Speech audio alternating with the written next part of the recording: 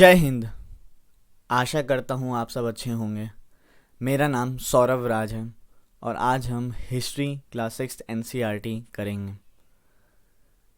याद कीजिए, पिछले चैप्टर में हमने what books and burials tell us किया था, जिसमें हमने वेदास के बारे में जाना था, ऋग्वेदा के बारे में जाना था और समझा था कि आखिर ऋग्वेदा क्या होता है, भजन्स क्या होते हैं, वो कैसे लोग परफॉर्म करते थे उस टाइम में, गायों और घोड़ों की क्या महत्व था, ये सब हमने देखा था। दासास के बारे में जाना, दासूस के बारे में जाना, बरियल्स के बारे में जाना था कि किस तरह के हमें बरियल्स मिले थे डेक्कन रीजन्स में। काफ़ी सारे बरियल्स मिले थे हमें।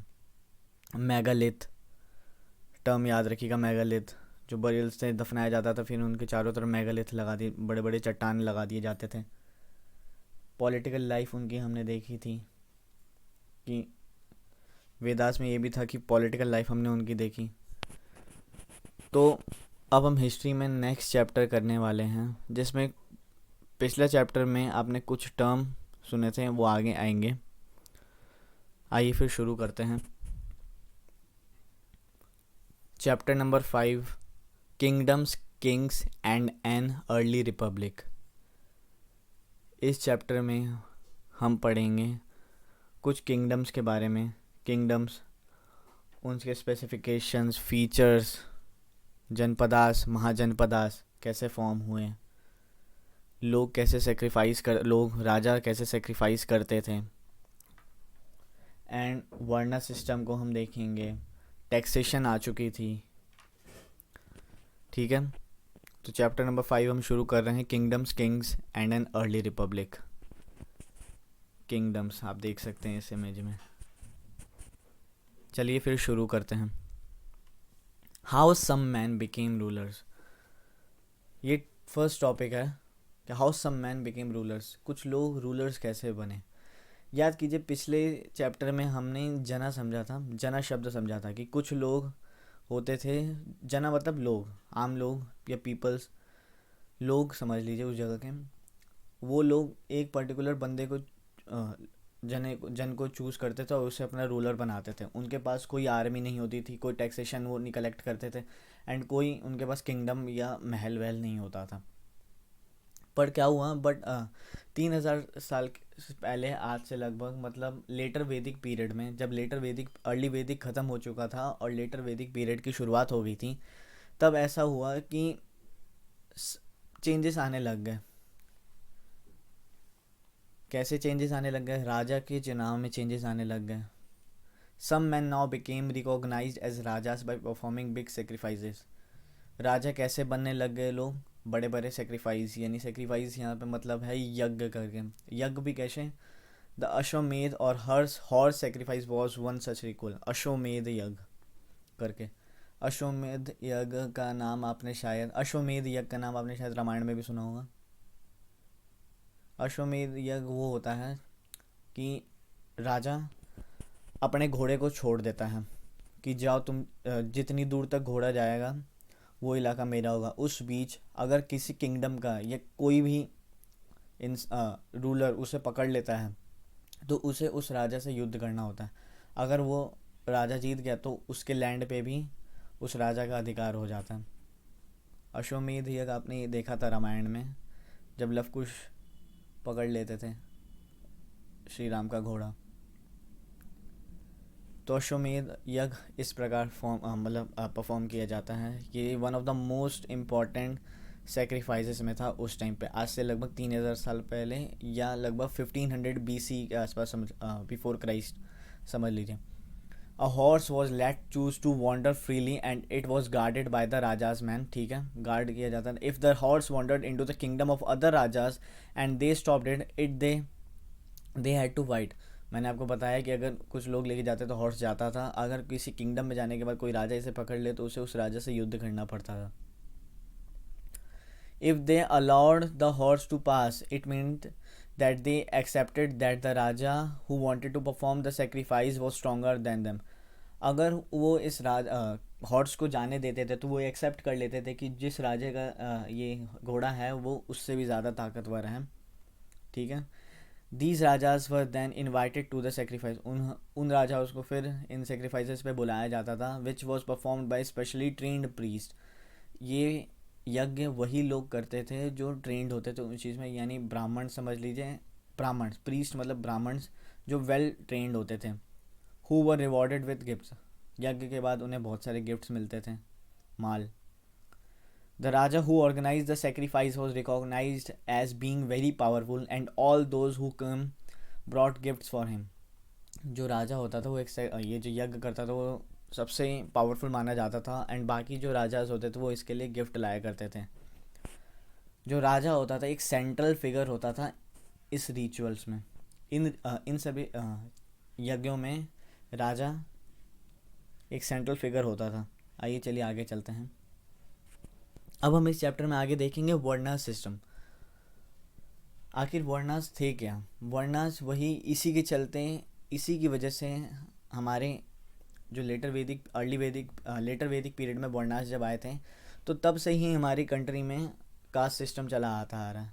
वर्णास कुछ नहीं, यहीं से कास्ट सिस्टम की शुरुआत हुई थी, कास्ट सिस्टम यहीं से शुरुआत हुआ था। वर्णा मीन्स ग्रुप इन संस्कृत। ये वर्णा एक शब्द है संस्कृत का। Varna divided once group, it was not based on birth. वर्णा की शुरुआत ऐसे हुई थी, पर क्या होता कि लोगों के ग्रुप के आधार पे, उनके कर्म के आधार पे उन्हें वो दर्जा दिया जाता था, ब्राह्मण, क्षत्रिय, वैश्य या शूद्र का। पर ये बर्थ के आधार पे नहीं होता था कि क्षत्रिय का लड़का क्षत्रिय है, ब्राह्मण का लड़का ब्राह्मण है, नहीं, भले ही उसके कर्म ब्राह्मण वाले ना हो। पर क्या हुआ लेटर वैदिक पीरियड में, क्या हुआ, ये जैसे नहीं होता कि एक सिस्टम से दूसरे सिस्टम में गया जाते जाते, अब आप यहाँ पे खड़े हैं, आपने किसी को बात बोली, उसने किसी और को बोली, ऐसे ऐसे करते करते अगर प्रोग्रेस होते गया, आगे जाती गई, तो जो बात आपने बोली थी ना वो पक्का चेंज हो चुकी होगी लास्ट तक जाते जाते। तो वही यहाँ पे भी हुआ, लेटर वैदिक पीरियड में जब तक ये बात आई तो वर्णा सिस्टम चेंज हो चुका था कास्ट सिस्टम में। यहाँ पे कोई मतलब नहीं था कि उसके कर्म के आधार पे, बर्थ के आधार पे उस बंदे को भेज दिया गया उस पर्टिकुलर कास्ट में कि ये इस कास्ट का है। So there are 4 varnas which are, यही आज भी फॉलो किया जाता है, यही जो धारणा है ना आज भी।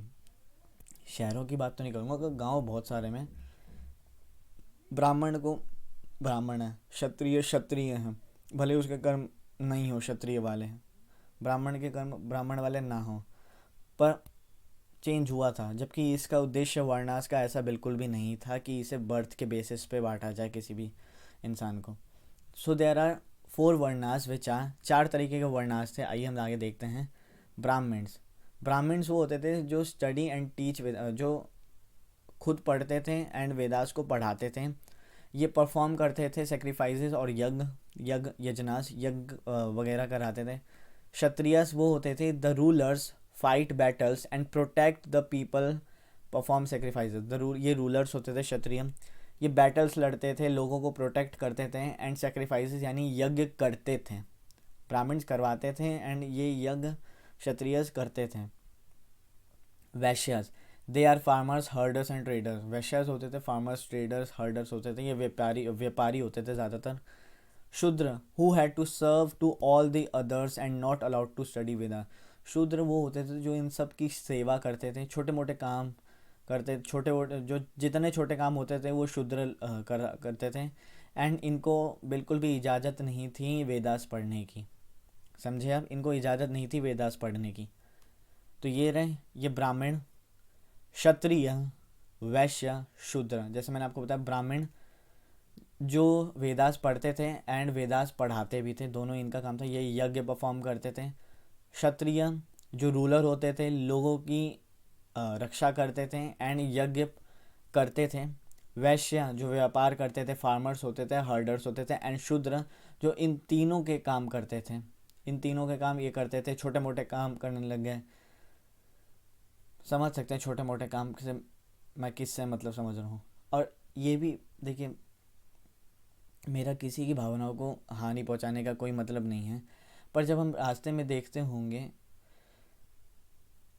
आपने कई बार देखा होगा कि लोग गटर साफ़ करते हैं। मैं सॉरी अगर किसी को बुरा लगे, पहले ही सॉरी बोल देता हूँ, गटर साफ़ करते हैं। तो हम अपने दिमाग में पहले से ही धारणा नहीं बना लेते यार ये लो कास्ट का है।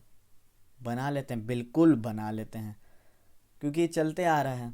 हम कभी भी ये नहीं सोचेंगे कि जो गढ़ था करो ब्राह्मण है क्षत्रिय वैश्य है, सीधे आएगा कि लोअर कास्ट का है, समझे। और ये होता है, फिर उस हम हीन भावना से देखेंगे, दूर जाएंगे, टच नहीं करेंगे, बेकार। और इसी के कारण अनटचेबिलिटी की शुरुआत होती है।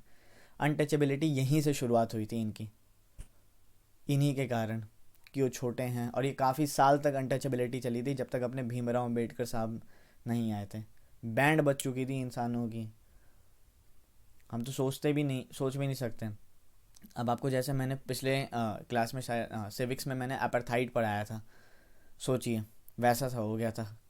उसमें तो कलर के बेसिस पे था, यहाँ पे जाति के बेसिस पे था। समझ सकते हैं ना। चलिए फिर आगे चलते हैं। जनपदास। जनपदास मैंने आपको बताया था ना कि जन शब्द का यूज़ हो चुका था अर्ली वैदिक पीरियड में, पर उस टाइम पे राजाओं के पास महल, rule kingdom, army, taxation collect नहीं करते थे वो ये सब। तो यहाँ पे अब छोटे मोटे राज्यों की शुरुआत, राज्य नहीं कहेंगे, एक ग्रुप की शुरुआत हुई, मतलब जनपदा। The term janapada is a compound compose of jana meaning people and pada meaning foot. जनपदा का मतलब क्या होता है, जन जो लोग होते हैं एंड पदा मतलब फुट, जहाँ पे उसने पैर रख दिए वहीं से उसका रूल चालू हो गया। अर्ली वैदिक टेक्स्ट रिवील अबाउट सेवरल जनास और people of the Aryans living in semi nomadic state. Early वैदिक पीरियड हमें ये बताते हैं कि सेवरल जनास और पीपल ऑफ द आर्यंस की जो लोग थे वो सेमी नोमैडिक लाइफ जीते थे, ठीक है। In due course of time, these early Indian Iron Age janas collapsed into geographically fixed Janapadas. फिर धीरे धीरे क्या हुआ कि इन लोगों ने ना आयरन एज के बाद, early age Indian iron age janas, मतलब जो आयरन एज के जनास लोग थे, उन्होंने जोग्राफिकली अपनी एक जगह फिक्स्ड कर ली कि ये हमारी जगह। जैसे मैंने आपको बताया ना, पदा मीन्स फूट, जहाँ पे उन्होंने अपने पैर रख दिए ये वहीं रहेंगे। इससे क्या हुआ, they live in huts, keep cattle and animal. इन्होंने हर्ट्स रखने शुरू किए, कैटल एनिमल्स वगैरह इन्होंने पालने शुरू किए। ये ग्रो करते, grow rice, wheat, barley, pulses, sugarcane, mustard, ठीक है, ये सब ग्रो करते। याद कीजिए अर्ली वैदिक पीरियड में शुगर केन एंड मस्टर्ड का मेंशन था ही नहीं, यानी लेटर वैदिक पीरियड से हमें इनका ज्ञान हुआ शुगर केन एंड मस्टर्ड का, एंड तब से ये बनने शुरू हुई है। छोटी छोटी बातें आपको ध्यान रखनी ज़रूरी है, नहीं तो एग्ज़ाम में पूछ सकता है कि एक ऑप्शन आपने दे दिया कि ये वो हैं क्रॉप्स हैं, क्या ये लेटर वैदिक पीरियड के अर्ली वैदिक पीरियड के, ऐसे पूछा जा सकता है, ठीक है। अब कुछ जनपदास के एग्जाम्पल आप देख लीजिए। जनपदास के एग्जाम्पल जैसे पुराना किला न्यू दिल्ली का, ये भी एक जनपदा का पार्ट है, ये भी जनपदा था। पुराना किला आप घूमने भी गए होंगे, बढ़िया जगह है। अब तो म्यूज़ियम भी अंदर, अच्छी जगह है घूमने के लिए। एंड दूसरा है हस्तिनापुर नियर मेरठ। हस्तिनापुर भी एक जनपदा था, का पार्ट था, ठीक है। यानी पुराना किला एंड हस्तिनापुर नियर मेरठ, ये कुछ जनपदास के एग्जाम्पल हैं, ठीक है। अब हम देखते हैं कि जनपदास से क्या हुआ। जैसे जैसे छोटे मोटे इन्होंने जोग्राफिकली अपनी इलाका बनाया, उस जगह को रूल करना चालू किया, तो धीरे धीरे क्या हुआ, महाजनपदास का, जैसे इम्पोर्टेंट जनपदास जो थे वो महाजनपदास में कन्वर्ट होने लगे। महाजनपदास, सम इम्पोर्टेंट महाजनपदास आपको अगर मैं बताऊं तो जैसे वाजी, मगध, मगध को तो आपने नाम सुना ही होगा, अंग, कोसाला, गांधार, गांधार सुना है ना महाभारत में, मामाश्री, गांधार राज, शकुड़ी, अवंती, ये कुछ मेजर इंपॉर्टेंट महाजनपदास थे एंड इम्पोर्टेंट सिटीज़ थी। मगध की जैसे इंपॉर्टेंट सिटी क्या थी, राजगृह, बाद में चल के इसको पाटलिपुत्र कर दिया था। राजगृह पहले मगध की कैपिटल थी, पर बाद में पाटलिपुत्र यानी आज का पटना, ठीक है। आइए आगे चलते हैं। About 2500 years ago janapadas became mahajanapadas. 2500 साल पहले लगभग जनपदास जो थे वो महाजनपदास में कन्वर्ट होने लग गए। Most mahajanapadas had a capital city, many of these were fortified. Most mahajanapadas की जो होती थी वो एक कैपिटल सिटी होती थी। जैसे मैंने आपको बताया, मगध की हो गई आपकी राजगीर, राजगृह, फिर बाद में चल के पाटलिपुत्र एंड वाजी की होगी आपकी वैशाली। तो ये कुछ कैपिटल सिटीज़ थी और ये चारों तरफ से घिरी हुई थी, फोर्टिफाइड, मतलब चारों तरफ से बड़ी बड़ी दीवारें खड़ी कर दी सेफ्टी के लिए, सुरक्षित के लिए, शो ऑफ के लिए, या किंग अपनी पावर दिखाना चाहता है, रूलर दूसरे राजाओं को। फोर्टिफाइड का मतलब ये हो गया कि उसने बड़े बड़े इमारतें खड़ी कर दी, अभी इमारतें नहीं कहूँगा, दीवार खड़ी कर दी, किला। इमेज आएगा आगे आगे। Each mahajanapada was ruled by king.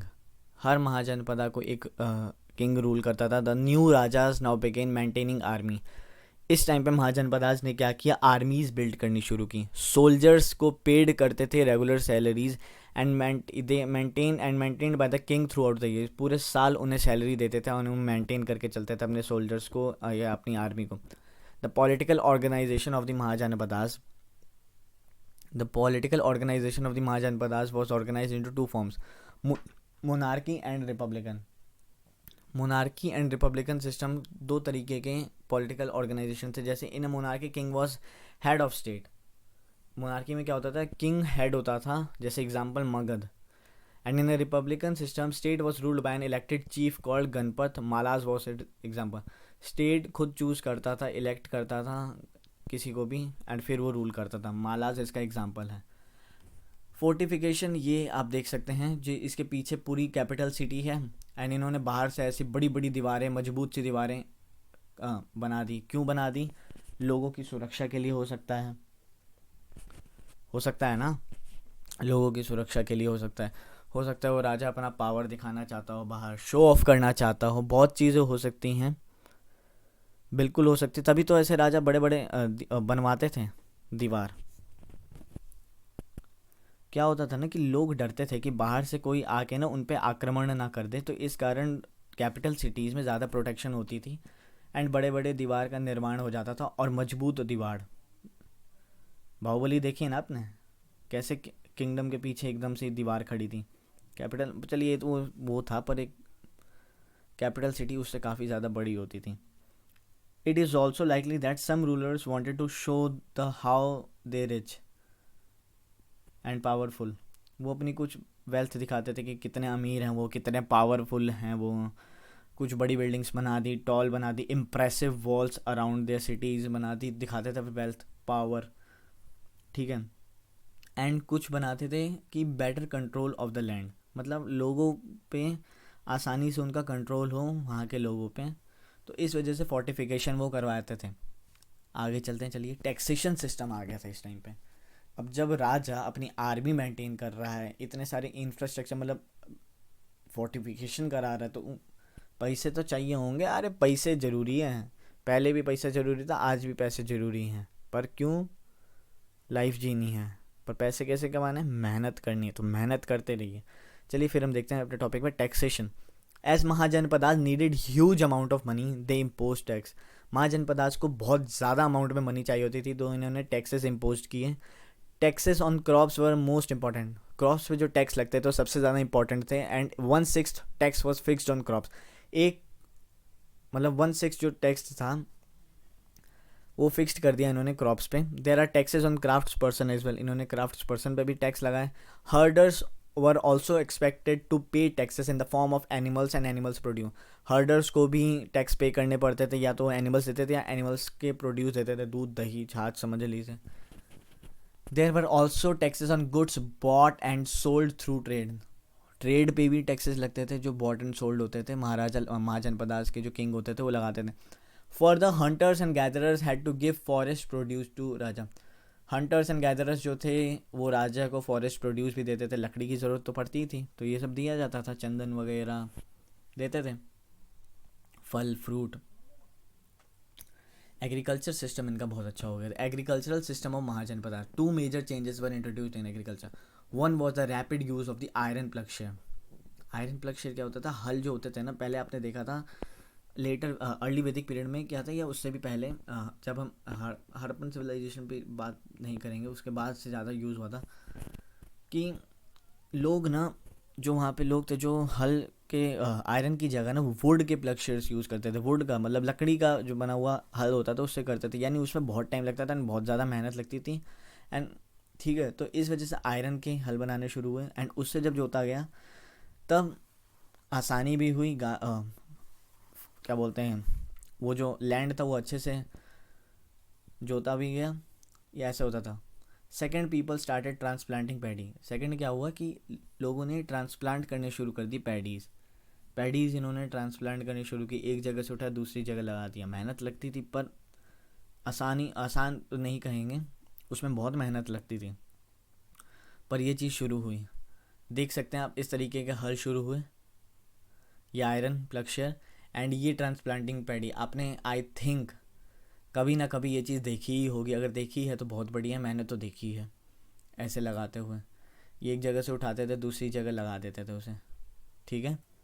Magadh, अब हम करेंगे मगध के बारे में थोड़ी पढ़ाई करते हैं। मगध क्या था? मगध इंडिया का सबसे बड़ा महाजनपद था, बहुत बड़ा महाजनपद था। बड़े बड़े किंग्स आए, बड़े बड़े रूलर्स एंड बहुत अच्छे रूलर्स हैं, अशोका, चंद्रगुप्त मौर्य, बिम्बिसार, समझ रहे हैं। चलिए फिर शुरू करते हैं। Magadh became the most important Mahajanapada in about 200 year. 200 सालों में मगध सबसे बड़ा महाजनपदा बन के उभरा। Many rivers such as Ganga and Son flowed through Magadha. Ganga and Son Magadha से जाती थी, मगध ये रहा। This was important for transport water supplies making the land fertile. Magadha और वैशालवाजी आज के टाइम पे कहाँ पड़ते हैं? ये बिहार का रीजन है। बिहार से मतलब आप समझ सकते हैं, यहाँ पे ट्रांसपोर्ट की फैसिलिटी भी नदी की वजह से अच्छी थी, वाटर सप्लाई भी अच्छा था, लैंड फर्टाइल तो क्योंकि अगर भाई यार जाहिर सी बात है रिवर जा रही है तो लैंड फर्टाइल ज़्यादातर वहीं रिवर के एरिया में होता है। Parts of Magadha were forested. कुछ पार्ट्स जो थे मगध के फॉरेस्टेड थे, यानी बहुत इलाका जो मगध का था, इन आज के टाइम का बिहार समझे तो वो फॉरेस्ट था, जंगल था वहाँ। Elephants which lived in the forest could be captured and trend by the army for the army. Elephants बहुत ज़्यादा पाए जाते थे, तो उस वजह से उन्हें कैप्चर किया जाता था एंड उन्हें ट्रेन किया जाता था आर्मी के लिए for battles. Woods use for making houses and carriers. Woods का यूज़ किया जाता था रथ बनाने के लिए, घर बनाने के लिए जंगलों से, क्योंकि इतना जंगल था, कुछ ना कुछ तो यूज़ करेंगे ही, तो उस तरह से यूज़ करते थे। ठीक है, आई होप आपको मज़ा आ रहा होगा इस लेक्चर में। अगर मज़ा आ रहा हो तो सपोर्ट कीजिए, वीडियो को शेयर कीजिए, लोगों तक पहुंचाइए। नॉलेज बांटने से ही बढ़ती है। इसका अगर आपके पास नॉलेज है, आप कुछ देख रहे हैं, अगर वो चीज़ अच्छी है तो प्लीज़ बांटिए। चैनल सब्सक्राइब कीजिए, चैनल थोड़ा ग्रो कीजिए। चलिए आगे चलते हैं हम। Some important rulers of Magadha were Bimbisara, Ajatashatru and Mahapadma Nanda. ये कुछ इंपॉर्टेंट रूलर्स थे। Rajagriha present day Rajgir in Bihar was the capital of Magadha for several year. कुछ सालों के लिए क्या हुआ था कि मैंने आपको बताया था ना कि राजगृह प्रेजेंट डे जो राजगीर है वो कैपिटल था मगध की कुछ टाइम तक। उसके बाद ये कैपिटल शिफ्ट हो गया पाटलिपुत्र, जो आज का पटना है। Patna is the capital of Bihar present day. Pataliputra shift हो गया बाद में। आइए आगे चलते हैं। अलेक्जेंडर के बारे में भी इसमें मेंशन है। अलेक्जेंडर कहाँ रहता था? मैकेडोनिया इन यूरोप का था ये। Wanted to become a world conqueror. Of course he didn't conquer the world but did conquer parts of Egypt and West Asia, never came to India. इसने world conqueror हम इसे कहते थे, पर ये था नहीं जनरली। इसने जनरली क्या किया था, वेस्ट एशिया को कैप्चर किया था and some parts of Egypt किया था कैप्चर।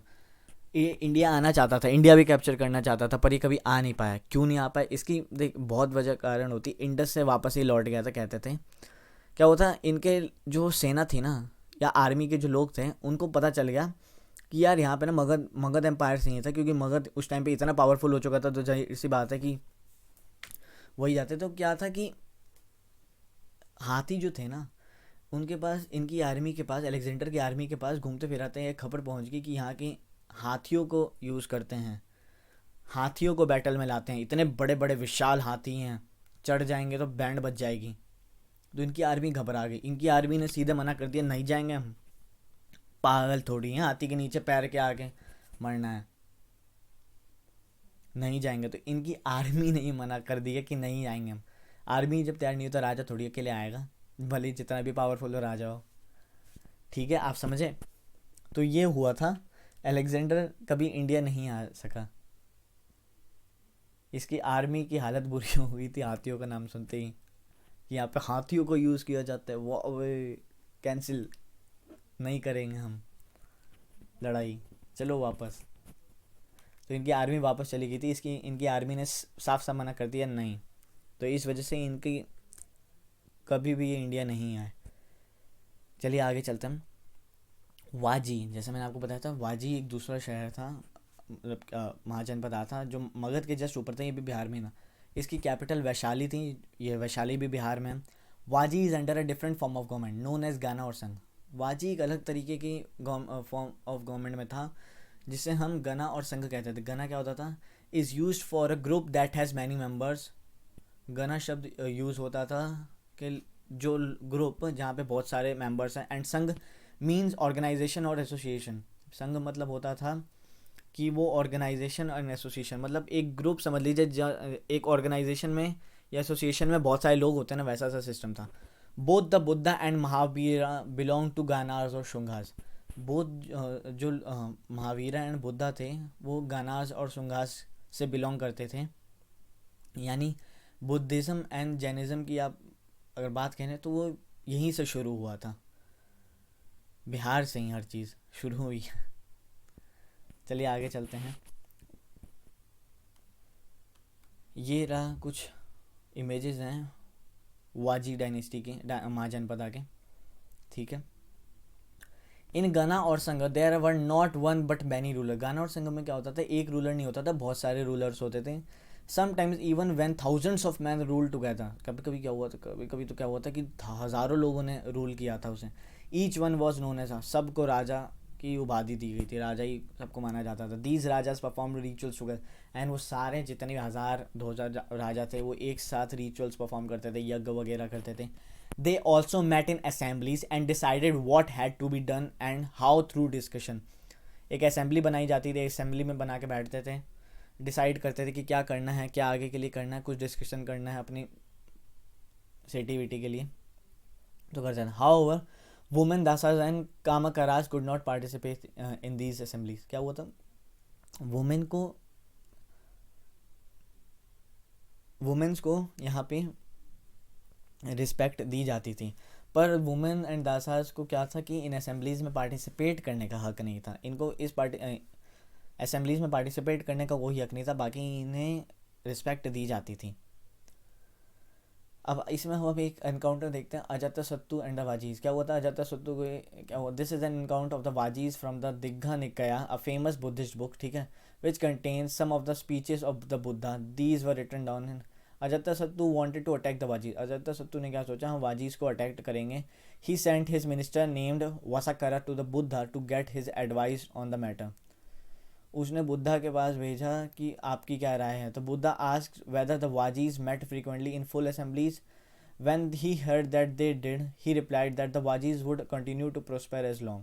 ठीक है, they had full and frequent public assemblies. उन्होंने the Buddha asked whether the Wajis met frequently. ठीक है, उन्होंने पूछा कि वाजीज लेकर लगातार मिलते थे असेंबलीज में, तो उन्होंने बता हाँ, replied the Vajjis could continue the prosper as long, कर सकते हैं।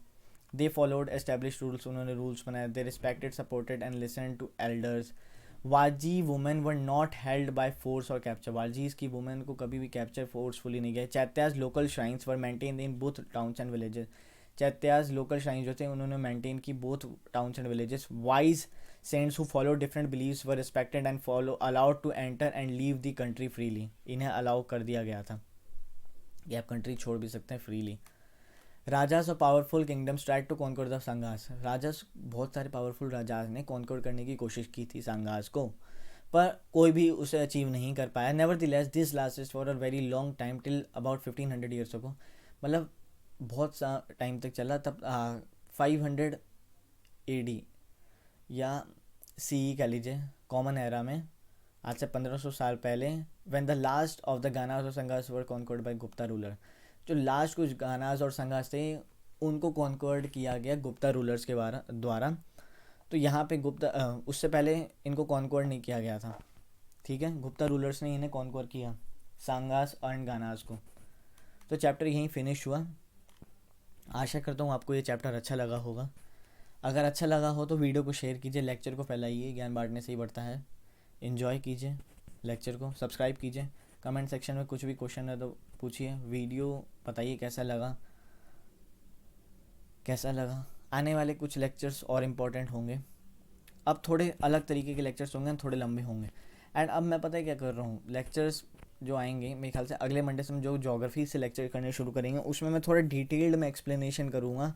क्योंकि अगर हम 6th क्लास से अगर लेके चलेंगे तो ऐसा करता हूँ मैं 6 के साथ साथ ना कुछ और टर्म्स भी ऐड कर देता हूँ जो उसके लिए इंपॉर्टेंट है, ताकि आप इस एन से ही एक बेस बनना आपका शुरू हो जाए या उन टर्म्स को आप समझना शुरू कर दें।